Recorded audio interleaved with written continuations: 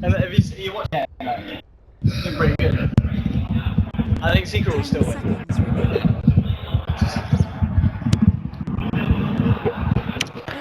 LGD's turn to ban.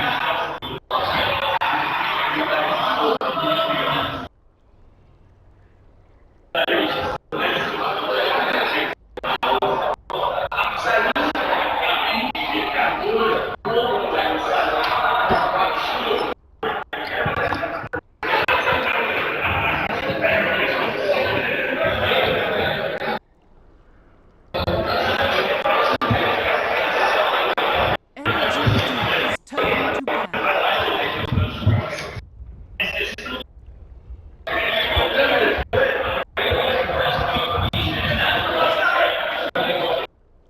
Aye. Aye. We're gonna start. Seconds remaining. And this one.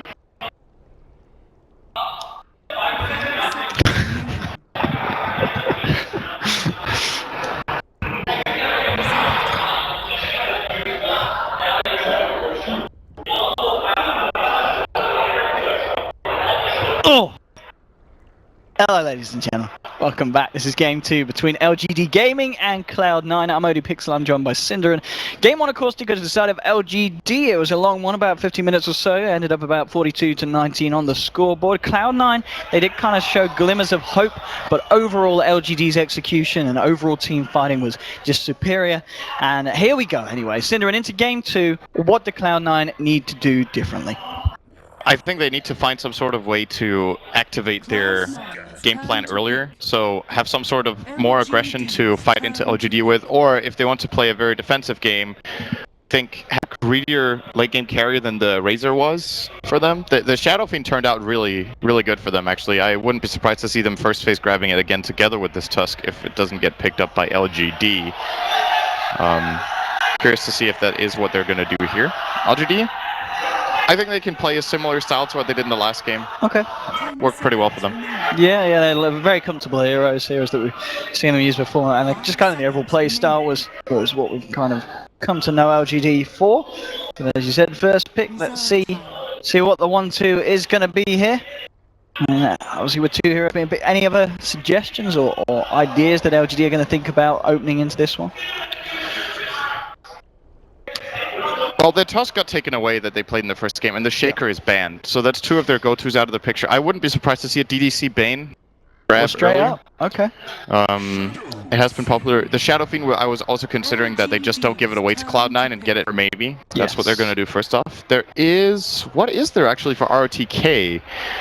A lot of the offlaners are already banned out. Doom, Darkseer, and the Shaker he ran offlane last game. Wondering if they want to take his Clockwork now, so they make sure they get it, and also steal it away from MSS. What about the Spirit Breaker? Breaker is also pretty good. I don't think it's a good hero against Tusk, though. That matchup is pretty difficult to play. Whenever you charge in, there's always a snowball turnaround possibility. Do they just try and take something like the Dazzle for the synergy with the SF? That's also a good potential pick first off. Wouldn't mind seeing that one. Reserve time. And also, what about the Slardar themselves? A hero that was Yeah, ignored in the first job. Yeah, that's why I'm not really thinking Slardar, just because No, it seemed they like just they didn't prioritize it very much. Which was strange to see. That's going to be the Night Stalker. Okay. Okay, what do you reckon about this one, Sid? One of your favorites. Yeah, I like this hero. I think it's very early to pick it at this point in the draft, but they used a lot of time, and they might feel like they need to keep their options open. This hero can, of course, be played by RTK in the offlane, or they can play as support. So I think it's alright. And I don't know what's more likely that they do. Well, if they were just kind of roaming, or in that offlane position. Yeah. 10 seconds I think you really need to wait and see what the draft is from Cloud9, because Night Stalker is one of those heroes who is very momentum-based, regardless of which position you put him in. So if he gets a very bad offlane experience, he can be like almost useless on the first night. And then if he doesn't do anything on the first night as an offlaner, then why did you pick it? So there's your Dazzle that you wanted to see for... Once again, it's going to go to Cloud9. Yeah, and of course, 1437 did have a pretty good performance on that. We saw a lot of very clutch Graves, you know, allowing just things like his SF to get off the Requiems. Time and time again, he was saving heroes like Brax on the Razor, allowing him to kind of frontline in the fight. So definitely one of the strong heroes for C9 to get their hands on. And also something that they just might, you know, wouldn't have wanted LGD to get their hands on. With the SF and also with the NS would have been very nice for them to have in their artillery. Bans coming out onto the Lina. In fact, LGD themselves banning that one out after we saw maybe play a really good performance on that in the first game.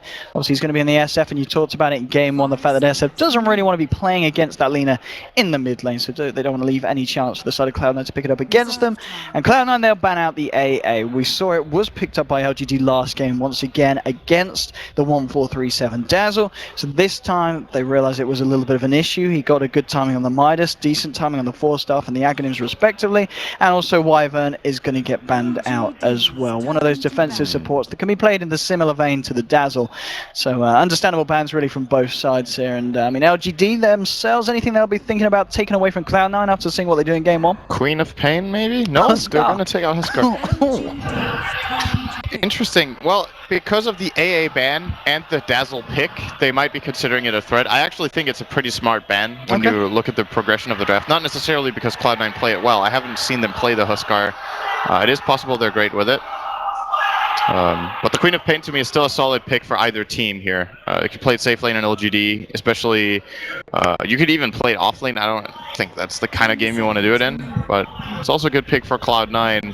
I mean, is it also just another game where you just get the Jar again for Salah? Or is it too greedy with the SF as well?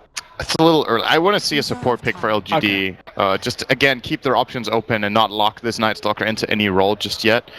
If they start picking multiple cores, then he obviously can't go offlane any longer. You want to try to delay that. Do they themselves roll with the Disruptor much, LGD?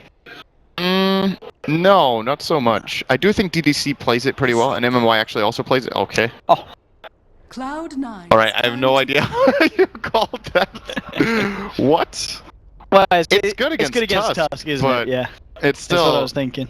Interesting that they choose to grab it now. I'm not surprised that they grab a support. Great with Night Stalker as well, once he gets the Ags online. That's true. It's good for setting up glimpses, helping out with that. And there's the gyro pick. This time around, it's going to be from Cloud9. Interesting that this is rugby. I mean, both MMY and DDC, to my knowledge, do play this hero very well. Now, whenever you pick a Disruptor, you generally want your secondary, or your other support rather, to... It needs to complement him very well. Disruptor, if he doesn't have a good laning stage and is just low level, he's a very weak support. And Night Stalker as the other support is actually okay, because he has the chase potential and multiple nukes in the minute 4 to 8, which is when Disruptor is pretty weak. So if they can accomplish things together, that could work, and then they can put something else in offlane. There it is, RTK clock. Okay, getting the clock out. And as we saw, kind of hit a switch around the fact that MSS did play that against a lineup with both the Tusk and Gyro in. And TA is going to be the pick here for Cloud9. I mean, in terms of kind of getting rid of those refraction charges, nothing that's going to be too great there. I guess Battery Assault. Static Storm is pretty good. Yeah, when he gets to level 6, yeah, Disruptor, that's going to be something. But until that point, I mean, I guess TA has the potential to do fairly well in lane against the SF. Yeah, I think it's a pretty good pick. I'm still wondering if Quap would have been better.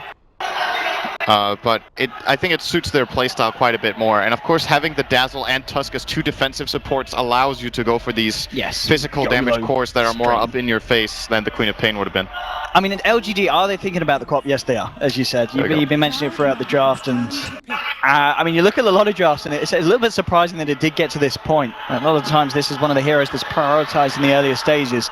And LGD will be pretty happy with sneaking that through as their final pick. Now, Cloud9 themselves, still looking for what I'd imagine to be that support for SVG to play. I don't think this is necessarily a game where he plays the Bane again, is it? Doesn't really... I don't know, Bane? Would Bane be a bad shout here? 5 seconds remaining. No, it's pretty good, I think. I mean, you've got to worry about also be a Tusk support. You're going to have a hard time getting off the Fiend's grips, though. I think they're getting an offlaner. I think this is a support Tusk. Okay, it's not going to be an SS Tusk. Okay. I mean, what can I... But a lot of good offlaners are gone. That's the trouble, though. If you don't put Tusk in the offlane, what do you pick up for the offlane? It's not a good breaker game. 10 seconds remaining. Beastmaster. That's a solution. There you go. But it's not offlane. Okay. Brax is going to be on the BM. Wait. Oh, it is. It is. They're just swapping lanes around, I guess, and having Brax play offlane. Yeah. So Brax is actually just going to play the offlane. Okay, yeah, MSS is going to play the carry. Alright, okay. Offlane Gyro is... Oh, well, they could play an aggressive tri lane, actually. To go against the core? Lane Brax. Is that a way to deal with it? Yeah. It's not... if it's a co-op safe lane, it's not going to be very good. And it is, so I wouldn't recommend that. The problem is Queen versus Beastmaster as a matchup, I think, is... It's not very Queen favored compared to against a lot of other melee heroes, of course, because the boars can help out a lot, but... It's still not ideal for Cloud9 to, on paper, just automatically lose that lane if it were a one-on-one, and then you'd put Disruptor into the mix and it kills very easily. I mean, do Cloud9 just dual lane it here then? They could try to do that and play 2-on-2 lanes with, I think Beastmaster Tusk is actually a pretty strong lane. Alternatively, Dazzle Beast isn't half bad either. Of course, with if you can move in the summons close and get the Shadow Wave, it's a little bit of a gimmicky play, but it can work. Prepare for battle. Alright, but nonetheless, this is it could be interesting to see how the lanes. Difficult to call, actually. And we'll see after the initial bounty run attempt how this does turn up. But indeed, ladies and gentlemen, this is Cloud9 LGD Game 2 here. Game 1 was taken by the side of LGD. I'm ODPixel, and I'm here with Cinderin. Let's see how this one goes down. And as always ask you at the start of the game, Sin, draft-wise, once again, your favourite LGDs, you'd think that C9 are going to be coming into this one with a little bit of a stronger lineup than Game 1. I think this is pretty even from a draft perspective. I like the Beastmaster pick. He solves some problems. He gives them vision against Night Stalker. They get an instant lockdown, or not instant, but a hard lockdown against the Queen. Yeah, DDC is a little... he has boots. It's a very difficult kill for Cloud9. Yeah, and they also didn't actually have the Tusk around Cloud9. He was towards the mid lane. Maybe with Tusk in a bit of a better position, they could have tried to have a shot at that one. But yeah, lane-wise, at the moment, it looks like Beastmaster is going to hang around the bottom on his, or maybe with the Dazzle. It looks like. Do you think that? I guess what 1437 will want to kind of opt towards the mid lane, maybe to try and help out TA, get a few, harass back the SF and make sure he doesn't get that early advantage with the stacks. Oh, that's some really good ice shards here from Savage. This should be first blow. Well, good glimpse. Yeah, that's okay. That's good enough to keep him safe. They force out a glimpse skill, which is not too bad. It's a 1-minute cooldown. It's not ideally what you want for this kind of lane, because now their aggressive lane has a lot more potential. A lot of harassment from Thunderstrike is lost for the first few minutes now. Yeah. And it's going to be exactly that. It's going to be the full-on tri-top. They're sending 1437 up there as well. They do end up doing it against the Queen of Pain lane. Yes, yeah, this is not that bad for Cloud9. They get a Beastmaster versus Clock matchup. I would favor Beast in this. He has better base damage. The boars are really good. He actually has 10 better base damage. This hero has ridiculous base damage. Actually, a fun fact from TI1, the hero was bugged. Okay. Through the entirety of TI1, he had 10 too little base damage, and it wasn't discovered until after the event. Even though the numbers stated that it was higher? I think the numbers were wrong, and someone had just realized. Okay. And that means nowadays Beastmaster hits, I think, 24. Wait, let me see. 20. What was it? How much damage buff did he get? Is it 14? He got 4 in the last patch or something. He hits a lot harder, and is a much better laner as a result. I mean, back in Tier 1, that wasn't the excuse you used when you lost a game as Beastmaster with the Sin. Oh, 10 base damage is a really big deal. That was a pretty big issue. But he is, of course, going to be playing a 1-on-2 lane here against Night Stalker Clock, and that does change the dynamic quite a lot. But he should be able to hold his own, and that's what's really interesting here is that Cloud9, as a result of this, should shut down the Queen of Pain pretty well. Salah already has 5 CS, though, so not too bad. I mean, yeah, as you said, as Cloud9, are you happy with that rotation, or do you then send someone else down there to help Brax, or do you just leave him on his own still? I think you leave him on his own, unless if you have a dual lane that can win top a little bit later for Cloud9. The Gyrocopter plus Tusk can very easily kill Disruptor, but it's impossible to kill the Queen of Pain. It kind of is with Dazzle as well, but with the Dazzle they have the lane pressure that allows MSS to more or less free farm. So I don't think it's a very easy call. The one thing I do think they should do, though, is exactly what's happening right now. Oh, this mid lane. should be first blood onto maybe if they get good Ice Shards. A very nice haste rune pick up there. They'll look to block him the shards. Richie's got to be careful, though. He's fairly low here, and he hasn't got refraction here for 9 seconds, so he has to get himself out. Savage tries to finish off, maybe, but Night Stalker is there. And Richie just a little bit too low on the health and the mana to really contribute for that kill. Yeah. Oh. If these shards hit, that is not enough, I think. He needs a little bit extra. He's got a mango if he wants to go for the mango. Yeah, there we go. Nice play. Mango, boys. That's just super cocky for maybe as well, sticking around that long. Like, Does he go down here? No, he's fine. He's fine. So yeah, really nicely done there by the tussle of his mangoes. And yeah, this TA being as low on health and mana and not having refraction ready was just unfortunate timing with the rune that they got. If that was a bounty rune, I don't think they would have tried for the gank mid anyway, but with the rune they got, they had a chance. And well, fortunately, maybe he does a little bit of fair play and he's like, you guys deserve that kill. I don't know if they did, but they got it. I mean, bottom lane, the CS for this clock looking very nice. It was obviously helped out earlier by the Night Stalker, but 16 for 4 against the 10 for 4 on Brax. The thing worth noting as well is the top lane, they haven't really killed the Quap, but they're still managing to get the space for Jara to get a decent amount of farm against the Queen of Pain, and make sure he just doesn't get too out of control on the Quap. And bottom lane, Brax really giving it some there to ROTK, forcing him back. But I think across the map, things looking fairly good for both sides, and maybe even just favouring Cloud9 at this point. It's pretty even, but that kill on mid, of course, puts them at an advantage. And they also have a mid lane TA with a good start, can farm stacks very fast. Of course, if they have stacks, they have a double stack on their hard camp, and they can start stacking Ancient, which it looks like Savage is going to do right now. Perfect timing on that movement, very nice.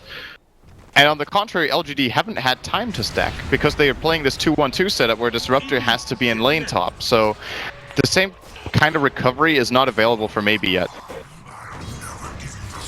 Nonetheless, though, he's still keeping up toe-and-toe with the TA and the CS in that mid lane, but as you said, it comes down to that farm. And they're both back off. Top lane, MSS just still trying to keep as much pressure as he can on this dual lane up top between the the Queen of Pain and the Disruptor. And I guess, well, it is night time now. What kind of level have we got on the Night Stalker? He's level 3. And the question is, can he really do that much on the map at this point with just 3 levels in the first night? Do you think this is going to be a pretty passive first night from LGD? He can try to play top if they get a good angle here. They know that Savage is bottom, I think. I'm actually not positive they've seen him yet. But if they have, this top gank should be pretty easy, but Cloud9's not really moving out on the lane either, so... Yeah, it's gonna be a pretty passive first night. I do think here for DDC, they are getting at least some stacks with him, so that's something. Setting that up for Shadow Fiend. Yeah, not the ideal first night time with your supporting us. Well, RTK had to be a little bit careful because there is a Tusk here. They were playing around with a Tusk illusion towards the mid lane, trying to give LGD the thought that the Tusk was hanging around mid with TA. And looks like Savage won't be able to find that opening to jump in. And he's going to be a little bit scared as well because Hookshot is online, so there is the burst potential from RTK. He wants to try and turn and maybe even pick up a kill himself. Top lane, the 3 of them, they're just chasing back down MSS, and they're going to get the glimpse off here as well. MSS, he gets the barrage off. There's a lot of damage in return. 1437's there, but he's been silenced by the crippling fear, so he can't get off the shallow grave. Really nice play from LGD, but meanwhile on the bottom lane, Savage does finally go, and he brings in Brax, and they'll find a return kill on the bottom onto the Clockwork. So an even trade there across the map. Can he get a couple good raises here? He only has the long one ready. We'll go for that. connects and should be getting both runes. No, maybe no. The bottom rune is actually not available. They're going to give the top rune to Sylar. A bit surprising for me here, as he didn't have the bottle on him. And bottom lane as well, he's going to get that invisibility rune, so he himself might look to try and go for it on the mid lane. Yeah, I think in this situation you should let your Queen of Pain give the bottle to maybe maybe he's and in let a it lot bottle of off. trouble. Yeah, he's going to die before the courier arrives here, so... Again, you can't hang around the mid lane with a third of health on Shadow Fiend with these heroes missing on the map. It's just, it's too easy for Cloud9. Even though they have two good observer wards, actually for LGD covering mid, he found the one angle that the ward didn't see him from. So very nice from Cloud9 here. And next time, probably let him take the top rune with Pop's bottle up 3 times, and then just swap the bottle with the one in the courier that's arriving, so he can stand in mid. Yeah, bottom lane, MSS has turned up down here on the gyro to find himself a bit of farm. We saw the rotation from RTK towards the middle lane, just seeing if he could find an opening there with a hook shot onto the TA, but he ends up holding on to it. Doesn't quite yet commit. You've got level 6 on the Beastmaster now as well, so it'll be interesting to see where he heads to across the map. Nice Dog has picked up a smoke. There's still about a minute left of the night time. I'll see if they're able to find anything else. He's come down towards the bottom lane just to pick up a bit of solo lane XP. Middle lane still, so Ritsu and SF fairly even in that farm department. It's just going to be a question really of who can do more around the map. And what kind of build Ritsu's going to go for here? I mean, does he just go for the Blink Dagger this game, or does he need to get that Deso first before C9 can start to look to do stuff? I mean, I guess they've got the gap closer with the Tusk, so he could afford just to go straight Deso, surely. Blink is really good against SF, though. Yeah. If he's ahead, he can just bully him constantly and force him out of the lane. And he might be bullied even more here. Look at this smoke from the side of Cloud9. It's really nice, and there's the trap slow. Maybe he's going to get roared up, and straight away the reaction's going to come through, but it doesn't matter. Cloud9 have already bursted down. The hook shot is there. Maybe they can find a return kill. Looking for Savage. They'll be able to find the Tusk almost suddenly. They've got the Thunderstrike down on him. It will go down. Crippling Fear onto Brax, and they'll try and chase for more. The glimpse onto Ritsu brings him back into the middle of the kinetic field here. 4 members on the side of LGD trying to fight this TA, but they'll just turn. They'll get the trap slow. And you know the ball slow as well. Ritsu might look to move in. Looking onto DDC. They've got the RTK moving forward. Pops the cogs down, forces back the TA. Oh, MSS is coming in if he gets a call down here. Oh, DDC, yes, it's going to clip him, and here's MSS moving forward. He's got a double damage here as well. So he'll take that one. Look at the flat cannon hits. They're just melting the side of LGD, forcing the rest of them back. It's a double kill for MSS as he comes in with a perfectly timed double damage rune pickup. And now with this Tusk here and the vision of the Hawk, they may go for more if maybe comes in close. He's got to be careful. Oh, look.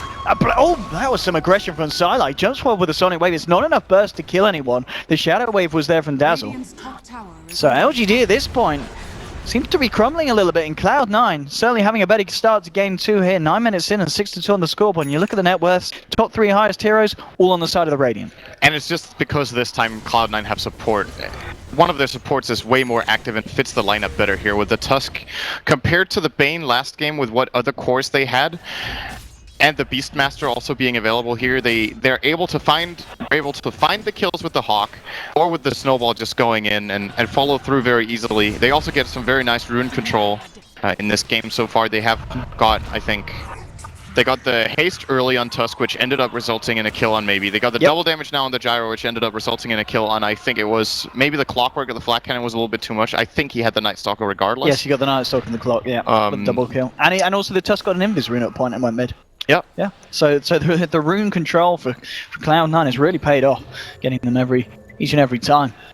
And they've certainly got this advantage that they'll be very happy to play with. And as you said, a TA that gets ahead early can be incredibly scary. Sitting at 800 gold at the moment, we will indeed see if Ritsu decides to go for that Blink Dagger, so he can be very active across the map. And Braxy's got the Roar. They might try and go for this here. It's just the two of them. Do they have the damage? He's going to move in close with the Weave Bomb as well. Oh, the Shadow Wave's not enough. It's not enough. The right clicks are there, but there's a glimpse back from MMY. A very close call, though, there for Sylar. That was like 5 health on that Quap. That's really unfortunate for Cloud9. That was a big kill. Yeah, Ritsu gets the kill. The RTK came in with a hook shot, but I believe the stun didn't connect. The creeps were blocking it. Now the cooldown. RTK's in trouble himself. The slowdown from the cooldown. The trap slow as well. Ritsu's moving in. He's looking for the glory. Not going to get it. MSS will find the kill. But 2 more kills for the side of Cloud9. And it's just a bit of a mess from LGD at the moment. Yeah. It's just the They haven't been able to mobilize and use the Night Stalker very much just yet. He found 1 assist so far in an 11-minute game, and that support duo that they have between Night Stalker and Disruptor, what I was talking about in the draft is these two heroes can complement each other very well in the first nighttime when Night Stalker can go around and set him up because of the lack of damage Disruptor have. At least Night Stalker can compensate for it. Oh, mid lane. This poor old Dazzle. Easy kill. Not a hope in hell for him. But yeah, they didn't get anything done in the first night, really. So that, as a result, their support duo can't do so much, but immediately MMY getting level 6 sets up 1 kill here. And he actually has all of the team's kills on Disruptor. That's not ideal either. And so Ritsu, it looks like he's going to go for the Desolator by the looks of it. Picks up that Mithril Hammer. I mean, I guess they do have a lot of slows. With the Poison Touch, with the cooldown, with the Trap Slow, with the Boar Slow, with the Tusk. They've got the App Closer, they've got the Chase Down. And to give credit to Ritsu, he's already been finding the kills, and even just on the SF, without the need of the Blink Dagger at this point. So just having that damage is going to be very, very scary for just any of the heroes on LGD to come anywhere close to the TA. Absolutely. Call down again. Oh, he has haste. All right. If he didn't have that haste, though, he could have been in trouble, yeah. And maybe has had a really hard time. They've done a very good job at shutting him down, taking advantage of the fact that Shadow Fiend just is innately worse on Dire than Radiant with the mid lane positioning and the ganking angles. Finding the 4 kills on him, he still has a very impressive 80 CS minute 12 with 4 deaths. That's pretty rare you see that even for a Shadow Fiend, so he's staying in the game pretty well. Cloud9 with a 3k lead is great, but almost all of the lead is on the TA, so it's about what Ritsu can accomplish with this right now. There we go, smoke up from the boys on Cloud9. See what they come on. There's also smoke from LGD. And now it's nighttime and Night Stalker's level 7, so this is a very different type of fight. Oh, no! Walks straight into it. The Static Storm's nice, catches onto 2. But with the Night Stalker, there's a Sonic Wave from Sylar. They'll burst down the Tusk. Grax gets off the roar onto Sylar. MSS moving forward as well with the cooldown. They should be able to find the Quap, and they do. It's a double kill for MSS. Desperately, RTK trying to finish up Brax, but he can't do it because the Shallow Grace there for 1437. MSS gets glimpsed back. Brax does finally go down as Clockwork finishes him off with a Rocket Flare. So it does end the fight there, 2 for 2. Let's see if they can... Oh, he's still hanging around here, RTK. He's got the cogs. He's okay. And looks like they'll leave him for the time being. A bit of a messy fight, but the fact that Sylar did go down there, I think Cloud9 once again are going to be happy with these trades. That was so good positioning from them to be there when the smoke came in. I don't think they can go here, but they were in a great position for LGD's rotation in with the Night Stalkers to just blow them up immediately, and that fight could have gone very, very wrong for LGD if not for the perfect combination from MMY, dropping the kinetic field and the static storm, perfectly blocking the entire path, catching 2 heroes and setting up for a Sonic Wave, so LGD could at least salvage the fight. At the end of the day, though, it is again Gyrocopter who gets both kills. Can they go for this? I mean, they're looking for something, but it's a hard kill to get, especially, well, okay, they've got the hookshot battle line now, and they do need that, really, to just follow up the damage on some of these heroes.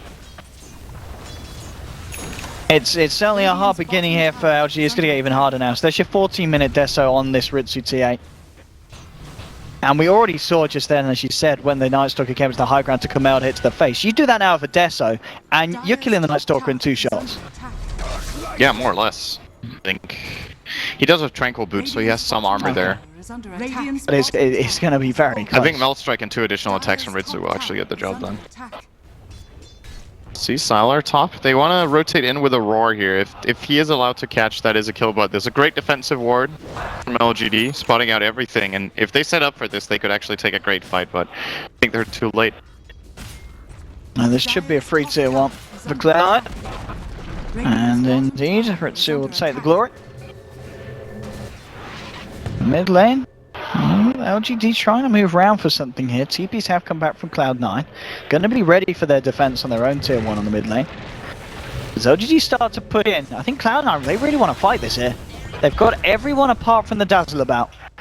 Trap slow, well that's going to be enough to spook LGD back, and we have to find anything. Good shards. Trap maybe, they're going to follow this through. Look at Ritsu, he has got a haste rune, and now the cooldown, maybe gets himself shoved across. He'll be fine, but the slow is still there, and they'll try and move in for more. Raw onto RTK, gets blown up, maybe just get off the Requiem, but Ritsu's ready to go back in with his haste, looking to try and work on DDC, forcing him back, along with MMY and maybe Insider. You just lose the Clockwork. 1437 now turns up, and they try and go for more. Weaver's now been laid down. Eclipse onto maybe an MMY. They're going to have to be very careful now. close they come to this TA. It looks like they'll just play it safe here, but C9 do defend the tier 1. They do get themselves a kill. And they may be even able to find themselves a tier 1 themselves in the mid lane without LGD being able to do too much. They'll pop the fortification. Salah does have a snake wave, but it's a very hard fight for LGD to jump back into. It looked like Savage was thinking about it. If you would have thrown ice shards and snowballed in there, nighttime was actually ending, and I'm fairly confident they would have killed the Night Stalker, but they were scared of the retaliation from LGD. Speaking of them, they finally got a mech now on maybe 16 minutes in. Those deaths have crippled him, but this is a key item for their team fight. It's a great item to have against TA because of the armor and good spread damage. He's been caught out. Brought back by the glimpses of the static storm. There is a shallow grave there, but RTK comes across, gets the cogs out. He's doing his best to try and live through this one, and he snowballs right across. He will still go down, so they'll lose the tusk. And some of it is going to be Cloud9 losing a hero, not being able to find anything in return. So LGD get themselves the pick off. But I'm still continuing on some of these key heroes on Cloud9. You've got Brax, he's been working away, and he does have a level 2 Necro book now as well. So once he gets that level 3 Necro, that's something else that LGD have just got to be terrified of in these fights. And off the back of the pushes, you know, any fight that C9 win, they're going to be able to take 1, maybe even 2 towers from the side. The game is really slowing down though in terms of the lead for Cloud9. They built up this 3,000 gold lead around minute 9, and they haven't progressed for the last 10 minutes. And considering they have such a head start on the TA in terms of farm, and Gyro has 5 kills, that's slightly worrying. The farm on MSS is actually really underwhelming. Only 62 CS on this Gyrocopter in an almost 20-minute game. They have been very actively fighting though, so of course that comes at a trade-off, but they probably need to set up a couple of stacks for MSS to make sure he stays on track with his item build. And it's smoke time. For both sides. Oh yeah, for both. This was at the point where Ritsu did just pick up the Blink Dagger on TA. Oh, this is a good smoke from LGD if they get the kill top. They do not. Radiant's middle tower has They got the mid tower for free though. That's pretty surprising here, but of course with Cloud9 with the smoke, they don't want to go and deny that right away. Instead, they might end up just losing 2 towers, because this is, again, classic LGD smoke, similar to what we saw in Game 1. Rotating all 5 heroes onto a lane with smoke, coming out of nowhere, and then, if Cloud9 want to defend this, they need to mass TP the tier 2. They're making their way over at the moment. I mean, get an angle. The tower's already gone. Yeah, they can still kind of close the gap here. Oh, Glyph. Oh, and look, that weave's been on them for a good amount of time. They are losing a lot of armor here. LGD needs to be very careful about sticking around this fight, and they back themselves out. Very good darkness cast here from DDC. Yeah. They lose their vision. Beastmaster couldn't find a roar. Nothing's gonna come out of it as it looks. Oh! I think RTK should be very happy that didn't land. Oh, ice shards again! Oh, he gets himself 4-staffed out. The snowball will follow through though. Savage going right in, and here's MSS turning up to the fight. LGD trying to turn, they get the static. Oh! There's kinetic field of static, still traps on 3, the Requiem as well! LGD just ripping through Cloud. Now they walk forward with the razors. Praxius off the roar. Now Ritsu's trying to turn, he's got the refraction up. They have found 3. He's looking for more. Salah will be able to blink himself away. So the fact that Ritsu did get that refraction off meant that they could turn it, but it was a very nice static storm there from the Disruptor and a beautiful follow-up from the side of LGD. But ends up a 3 for 3. A very, very close fight between the two teams. And the trade shows it as well, very even. No one, the real winner there, only slightly favoring Cloud9. It looks like Shadowfiend didn't get the mech off. I thought that was a teamfight win for LGD the moment I saw the static storm kinetic field. Like, they caught 3 heroes in it, they got a full sonic wave over the top and a scream and 1 additional risk from Maybe. He has 14 wand charges and a mech and he died. So he must have been caught off guard by a stun, which is unfortunate for him since an extra raise there is an additional 2 kills, or the mech would just have kept his entire team alive. So Cloud9 getting a 3 for 3 there with that positioning they just went in with, I think they should be very happy they didn't just get flat out completely destroyed there. At the end of the day, the gold still goes back to 0 now, as LGD were behind and got some key kills. There's now the Orchid picked up here, onto the Queen of Pain. So something that's going to be very nice, jumping into these fights, even against just the heroes like the Dazzle, trying to isolate him at the back, make sure he can't get these Graves out. And the Weaves and such. 14 to 9, still Ritsu's TA, looking very, very healthy. He's got 2.5k gold now, on top of the Blink Dagger and the Deso. I mean, does he need to go back and say, all right, I need a BKB, or can he just go straight in with the crit now at this point? Yeah, just kind of rely on the team. He's got the dazzle, you know what I mean? Yeah, well, with the... I think the BKB on TA is the right choice. You were asking about TA, right? Yes, yeah. for the TA's He did buy the Ochre Club, and okay, he's got it. Okay. even if yeah, it is necessary. You look at LGD's lineup; it's all about the magic damage. Shadow Fiend doesn't hit hard just yet, and their secondary core is a Queen of Pain or an Orchid. So this is, in my opinion, the absolutely best item he could have bought. I was considering actually if he would want to go for it before Blink as well. Oh, really? For these kind of team fights that have broken out. But he hasn't died just yet, so the Blink has definitely worked. Hello. DDC. I think he's going to be alright. They didn't spot him. I mean, Cloud9 weren't moving towards his position. But he's going to get himself out nice and fine. There is, of course, on top of the level 3 Necron Brax. About 1k gold. I mean, he himself, does Brax now just look for a Blink Dagger so he can catch out some of these key heroes on the back lines of LGD in the fights? With the Beastmaster? Yep. That would be fairly nice and tasty. And over on the side of LGD, so on your SF, what's he got on top of that? Before on the courier, he's got his, okay, so he's finished the BKB. Yeah. Oh, he's got a full BKB all of a sudden? Yeah, he's recovered very well in this. He's still behind the TA by quite a bit, but this item, as important as it is for Cloud9, I don't want to say it's as important for LGD because... is as important, but it's not as good, since there's still the TA and the Beastmaster Necro book, and even the Gyro, lots of physical damage as well, but it is a necessity for maybe in these fights to have this BKB going in. Even if he should die during Roar, if he has BKB up, the amount of time and commitment from Cloud9 really does make a difference for the space he creates for the rest of his team. Let's see this Roshan being attempted now. It looks like Cloud9 have no idea. This is a big loss for them if they let that happen. They should know, because there was the sigil around, and LGD did take it down as it flew across the pit. So they're going to know that LGD are in that area. And they're going to start to head themselves over now, Cloud9. The TA trap, of course, in there as well. Yeah, great ward aggressively here from LGD. Sees the exact movement. I think they saw the smoke being used, rather. Rocket Flare. This is the most important moment of the game so far. I think they might just avoid the flight Cloud9 and just smoke up and go into the Roche pit here, and they do. They'll just go for the Roche. If they steal this...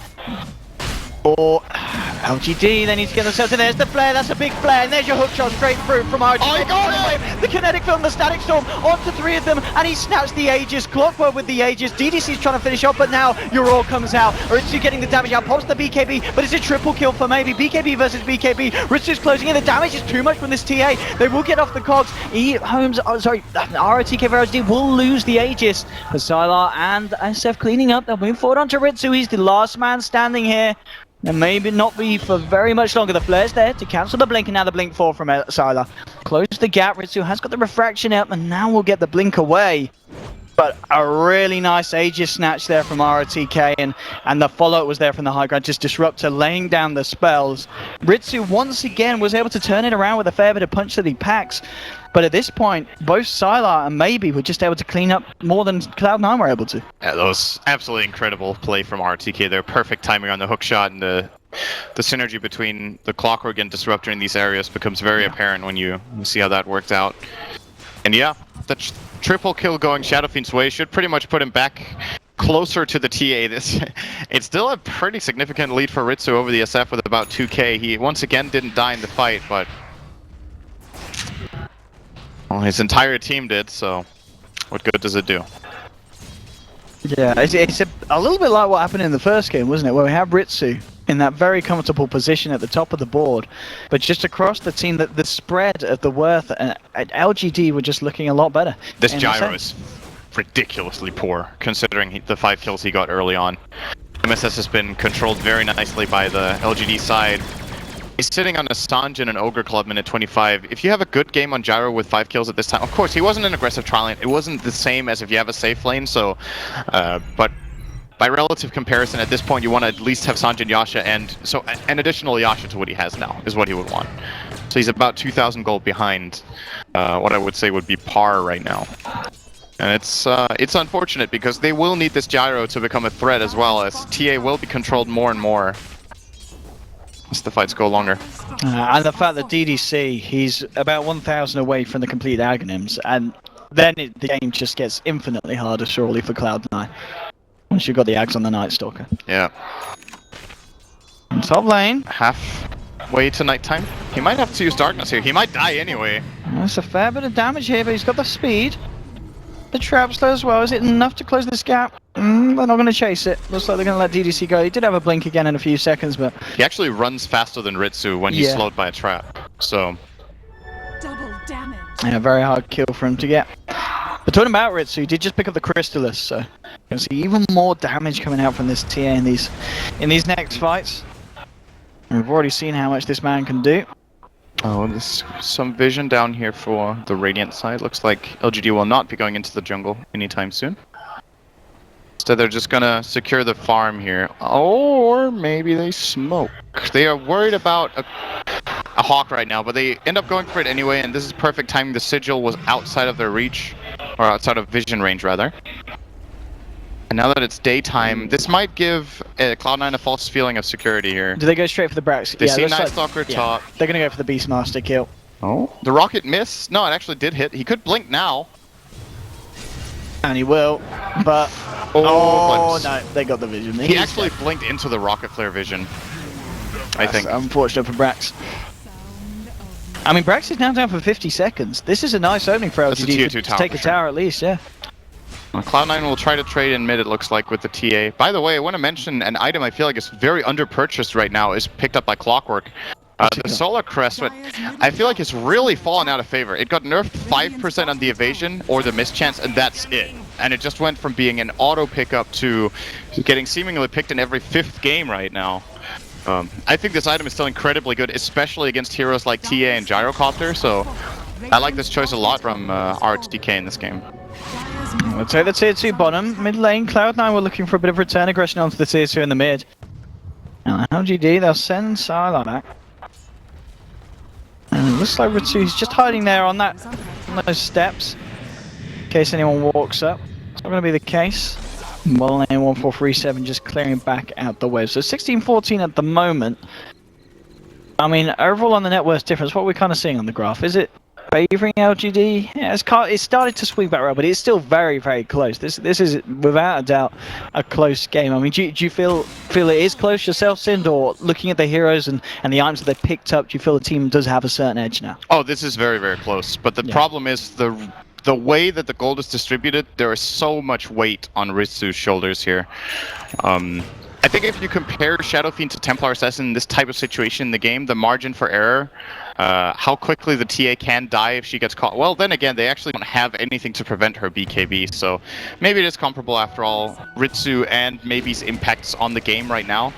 But I would say TA is more positioning dependent than the Shadow Fiend is. Just a half-decent Requiem and a couple of raises will do a lot, whereas they need to secure that Ritsu can get into the fight on his terms every single time. Because if he doesn't deal damage, they flat out just don't win the fight. Like, there's no way the other 4 heroes can do it with how far behind Gyro is. Okay, maybe now with the Manta style as well. Ready for these next engagements when they come around, but... What's he getting Manta for? I don't know, you tell me, Sin. I don't feel like it's that good here. I mean, try to, like... out of boar slow. Yay. I'm not sure I'm feeling this Manta pickup in this game. I guess you can also break the cooldown slow from one of the missiles, but since it doesn't pierce BKB any longer, that's not really that necessary either. We'll see. Shall indeed. At this point, is it again? I think it was about 30 minutes in the first game where both teams kind of settled down. No one going too hasty for the action. As a BKB picks up on Gyro. Someone in chat is pointing out it could be a Manta to pop when Beastmaster blinks on him, but I think... Okay, so I mean, it's a lot of confidence in your own ability to expect that you can always Manta before the roar. If you are just that good and always do that, then that's obviously incredible. But I think it's a very risky proposition picking it up for that reason. It is an additional part of, what can you say? It's additional value in the pickup here that he can do that, but I don't think that's the reasoning he got it. That's just, if you wanted to itemize against the Beastmaster, just get a Linken's instead. That's a guaranteed protection against him. And I do think it would have been more valuable in this game as well, because honestly, what breaks his Lincolns? There's Poison Touch, Dazzle is not going to come in close, and Roar. Homing missile? That's it. Homing Missile, I guess, yeah. That is true. It doesn't have the sickest cast range either from MSS. But yeah. Well, we'll see how it works out for him. We can see there are more suggestions, by the way. Oh yeah. I'm always welcome to hearing other ideas. It's good against Refraction. That's actually a very good point. I like that. Actually, yeah, that is a better reasoning than everything else so far. Who Removing Refraction. Who gave that with suggestion? Someone. Some genius. Yeah, to pop Refraction. You should be here instead of using. It was ZX TVGL. You are an expert. Yeah, ZX TVGL. I'll have you at the next TR rather than Sin, thanks. Yeah. But yeah, I agree with that though. Manta to deal with the Refraction is a great choice. Yeah. Oh, that's better. It's coming close to the action time. 1 minute 40 seconds until Roshan's back up. I'm sure both teams will be very interested in getting a look in on that one. And LGD, kind of, we saw them react to the push from C9 on the top lane. They didn't quite catch anyone with it. They're just looking towards the bottom. Cloud9 head back over. But I don't know, I really feel we're not really going to see anything kick off until one of the teams has an Aegis under their belt at this point. Yeah, I agree. And it should be LGD's by default, just by having the Night Stalker Ags. It is, however, going to be daytime now, so a little bit unfortunate timing for LGD as Roshan is spawning in about a minute, and they just used Darkness. So about the time when Darkness ends, Roshan will actually spawn. And that gives a window of opportunity to Cloud9 if they do scout it out with a Hawk, or of course just with the crap they have lying in the pit, they will know. LGD looking to pressure though. Yeah, feeling a bit more confident here with this push on the tier 2. Man, he has 43 armor on the Shadow Fiend. He just got a plate mail and he gets crested all the time. That is really difficult for Cloud9 to deal with. That's something we haven't talked about too much, is how we've been focusing so much on how much damage TA is dealing, but they don't actually have magic damage at all. Even when the BKB ends for maybe, if the cooldown has been used, he's not really threatened that much by anything else than physical. I mean, we just saw then, by the max duration of Weave, he still sits on 10 armor. That's all it takes him down to. So you are going to need to certainly throw a lot of this Shadow Fiend, even to kill him at the max duration of the Dazzle Ultimate. But there's an MKB now, picked up by Ritsu. Nice. So suddenly the Solar Crest is going to be a lot less of an issue here for the TA. It's multi-purpose, actually. It's not only against the Crest, it's also against Crippling Fear. It's really nice that he can't miss while Crippling Feared by the Night Stalker. Of course he has BKB running, but that's not going to be the case forever. And having that guarantee that your attacks won't miss is very, very nice against LGD. There's the smoke from Cloud9 and straight up Brax. He's going to find a vision onto. Oh, God! Deleted, and that is exactly what they need. Very nice by Cloud9. Perfect play call here. Yeah, of course, knowing that Roche is up, exactly what they needed to do. And Cloud9, try snatching the Aegis whilst you're dead, RTK. That's what they say. And there we have it. Aegis now picked by MSSS. And that was the exact play that Cloud9 needed. Really nicely done, and just unfortunate for RTK that he was just caught front line of it, because if there was any hero that you wanted to kill before taking a Roshan, Clockwork's definitely one of them that's up there at the top. Yeah, and he might have thought he was in a good position because he was up on the high ground. So in case they were smoking in and walking in, he would see them come and he could hookshot as the opener. They had the vision already, just blink roared him when he wasn't ready for it at all. Cured themselves a Roche. They don't really lose anything. This top lane didn't even take any damage on the tower. Yeah, Cloud9 still looking with this Roche. Curious if they want to try to clear out these tier 2 towers or if they're just going to use it to farm. This is not a clear-cut late game for me at all. I don't think for Cloud9 or for LGD. Oh, for LGD. I don't think LGD has the stronger late game this time around, unless this Night Stalker gets to scale very much. But he hasn't really got that many items for a 35-minute game. Shadow Fiend does fall off compared to a TA and a Gyro super late. Yeah. And Queen of Pain is a little bit of a wild card because it totally depends on how you itemize. And Salar in this game might have to go for some physical DPS along the way. But Cloud9 do look like they're not gonna just sit back and farm. They want to take the tower with the Aegis on MSS. Should be successful too. Yeah, LGD aren't going to want to do anything to stop this tier 2 push. They'll hold back and look to settle in for a high ground defense when it comes about. You're going to get the weave down as the armor will begin to build up for the side of Cloud9. This is confident. They're going straight in here. What's LGD's response? They'll lay down the fortification. Still hanging about. They get the glimpse back on MSS, and it will trap him here in the kinetic field.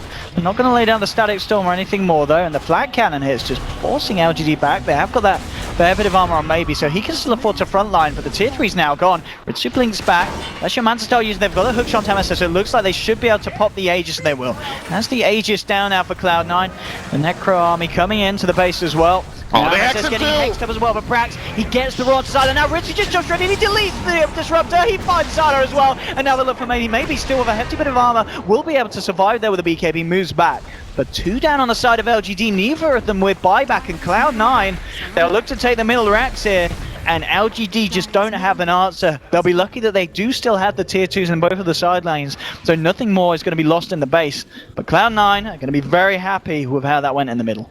Yeah, that was a really good response. The moment the Hex came out, Cloud9 knew exactly what they were supposed to do. Just immediately answer, blink roar onto the Queen of Pain so she got nothing off apart from the Hex, and they just kill off the Disruptor very easily with, I think it was a 1-shot from Ritsu, or maybe a 2-shot.